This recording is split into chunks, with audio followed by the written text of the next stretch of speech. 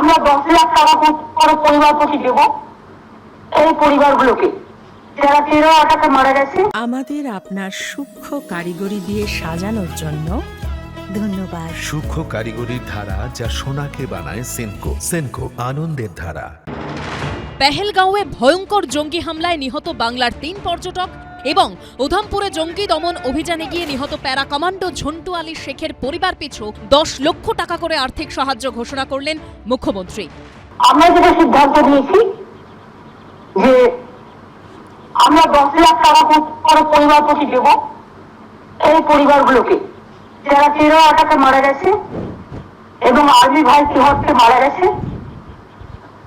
তবে একটা ক্ষেত্রে যেটা বাবা মা যাদের আছে খুশি নিয়ে তাদের আমরা টাকাটা দুভাগে ভাগ করবো। 5 লাখ টাকা ওয়াইফের নামে যাবে, 5 লাখ টাকা যাবে বাবা মার নামে।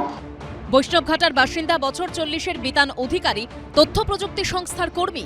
কর্মসূত্রে থাকতেন আমেরিকার ফ্লোরিডায়। ছুটিতে এসে স্ত্রী পুত্রকে নিয়ে কাশ্মীরে বেড়াতে গিয়েছিলেন। সেখানে জঙ্গিদের গুলিতে ঝাঁঝরা হয়ে যান তিনি। বেহালায় তাঁর পৈতৃক বাড়িতে থাকেন বৃদ্ধ মা বাবা। সন্তানহারা এই অসহায় বৃদ্ধ দম্পতিকে পেনশনের ব্যবস্থা করে দেওয়া হবে বলে জানিয়েছেন মমতা বন্দ্যোপাধ্যায়। বিতানের বাবা মা যে আছে তারা খুবই বয়স্ক, তার ছেলের পয়সায় ওষুধ কিনতে হতো। আমি বিতানের বাবার নামে একটা স্বাস্থ্যসাথী কার্ড আকিয়ে করে দিতে বলেছি লোকাল কাউন্সিলরকে। বিতানের বাবার নামে একটা 10,000 টাকার পেনশন আমরা করে দিচ্ছি যাতে ওনার মেডিসিনের জন্য কোনো অসুবিধা না হয়। পেহেলগাঁওয়ে জঙ্গি হামলায় নিহত পর্যটকদের মধ্যে রয়েছেন বেহালার শখের বাজারের বাসিন্দা কেন্দ্রীয় সরকারি কর্মী সমীর গুহ ও পুরুলিয়ার ঝালদার বাসিন্দা আইবি অফিসার মনীষ রঞ্জন মিশ্র। আরো দুজন, একটা ঝালদার কেস আছে আইবি কাজ করেন এবং আরেকটি পুরুলিয়ায় আরেকটা কেস আছে যেটা হচ্ছে বেহালায়। এবং তারাও যদি চাকরি কেউ করতে চায় তার পরিবারে আমাদের বললে নিশ্চয়ই আমরা সাহায্য করবো। এদের পাশে সবাই থাকবেন, এটা স্বাভাবিক। পশ্চিমবাংলার সরকার করবে, এর মধ্যে নতুনত্ব কিছু নেই। কিন্তু এই দুর্ভাগ্যজনক ঘটনা কেন ঘটছে এইটার ব্যাপারে যেন সবার চোখ কান খোলা থাকে। দেশ বিপদে পড়ছে, রাজ্য সতর্ক না থাকলে মুশকিল হবে।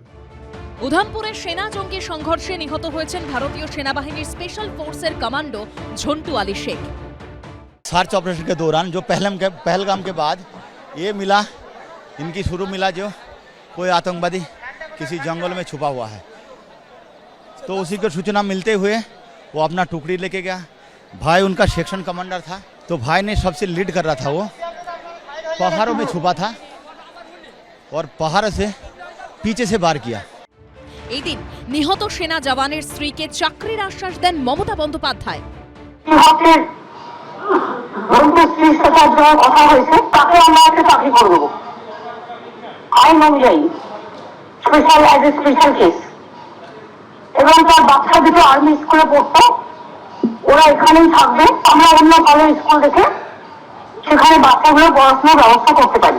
কিন্তু যাদের জন্য আজ কেউ স্বামীকে হারালেন, কোনো মায়ের কোল খালি হয়ে গেল, পিতৃহারা হতে হলো ছোট সন্তানকে, সেই জঙ্গিদের বিরুদ্ধে কবে বদলা নেবে সরকার?